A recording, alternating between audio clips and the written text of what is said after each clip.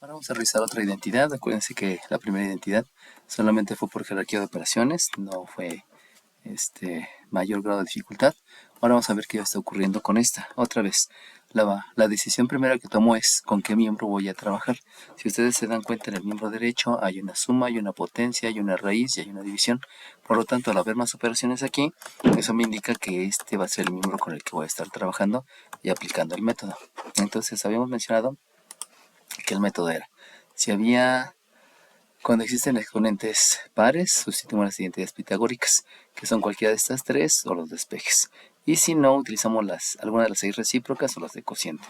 Entonces, al revisar lo que tenemos aquí, resulta que si tengo una potencia trigonométrica, tengo un exponente cuadrado. Por lo tanto, debo de buscar alguna identidad que conlleve o que contenga esta tangente cuadrada. Entonces, cuando reviso, pues resulta que la que tiene la tangente cuadrada precisamente es la que tengo aquí. Y además de la tangente cuadrada, pues también tener 1. Por lo tanto, revisamos qué es lo que tengo y efectivamente tengo la tangente cuadrada más 1. Entonces, lo que hago precisamente es sustituir la identidad pitagórica.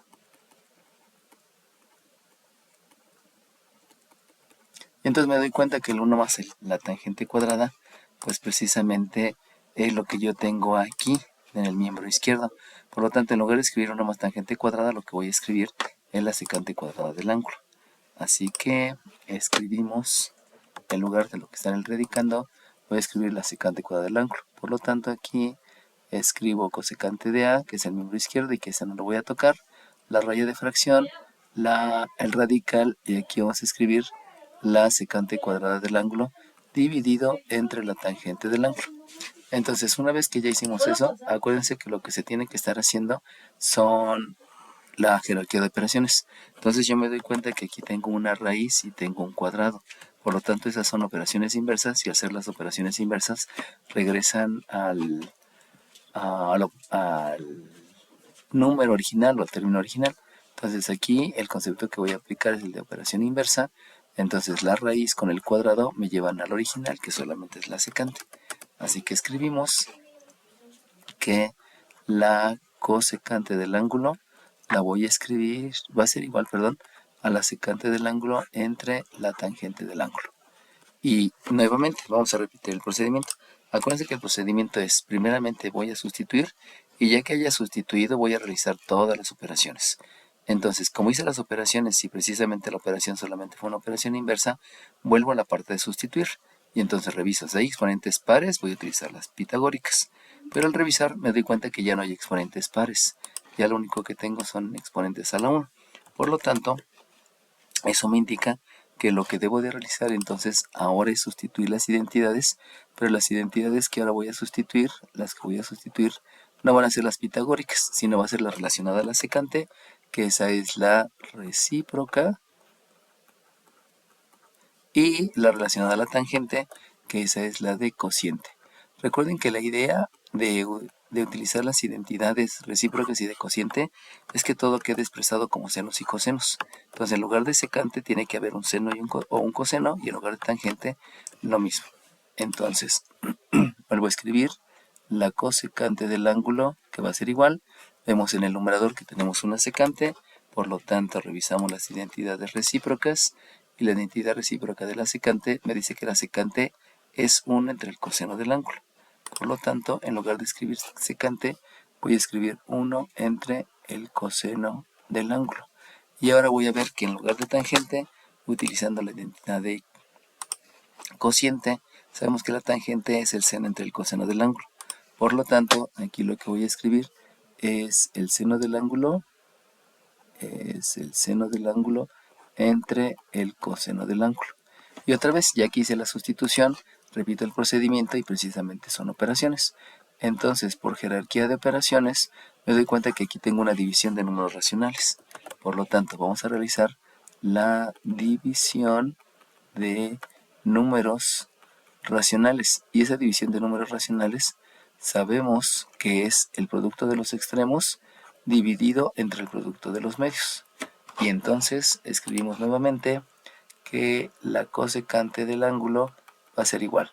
el producto de los extremos, o sea, el 1 por el coseno, por lo tanto eso simplemente es el coseno del ángulo, dividido entre el producto de los medios, que es el coseno por el seno. Así que en el denominador escribo coseno del ángulo por el seno del ángulo. Precisamente lo que me permite el expresar todo en cosenos y senos es que yo puedo realizar operaciones. Fíjense cómo aquí se puede realizar esa operación, puedo hacer esa división. Entonces continúo con las operaciones. Hago una sustitución y de ahí todas las operaciones que pueda realizar. No solamente puede ser una, pueden ser más. Entonces otra vez, por jerarquía de operaciones, me doy cuenta que yo puedo dividir. Y si yo puedo dividir, pues simplemente va a quedar que eso va a ser la unidad. Por lo cual yo voy a escribir que la cosecante del ángulo, que es lo que está en el miembro izquierdo, me dio por resultado la unidad. Recuerden que no existe la cancelación, no se cancela porque cancelar es desaparecer. Por eso debo de responder que la división de esos dos que son iguales me da la unidad. Dividido, porque el seno sigue estando en el denominador, dividido entre el seno del ángulo. Y entonces yo ya no puedo hacer más operaciones. Eso implica que necesito nuevamente hacer la sustitución. Pero hacer la sustitución, acordémonos que lo primero que tengo que revisar es que si hay un exponente cuadrado, el cual no lo hay. Eso quiere decir que lo que debo de sustituir son otras identidades. Y como estoy viendo aquí el 1, sabemos que eso va relacionado a las identidades recíprocas. Y entonces busco 1 entre seno a que es igual. Me voy a las identidades recíprocas y me doy cuenta aquí que el 1 entre el seno es la cosecante del ángulo. Entonces lo sustituyo y por lo tanto escribo en el miembro izquierdo está la cosecante del ángulo, igual. Y 1 entre seno del ángulo sabemos que lo puedo cambiar por la cosecante del ángulo, que fue lo que acabamos de ver hace ratito. El 1 entre el seno del ángulo se puede escribir también como cosecante del ángulo.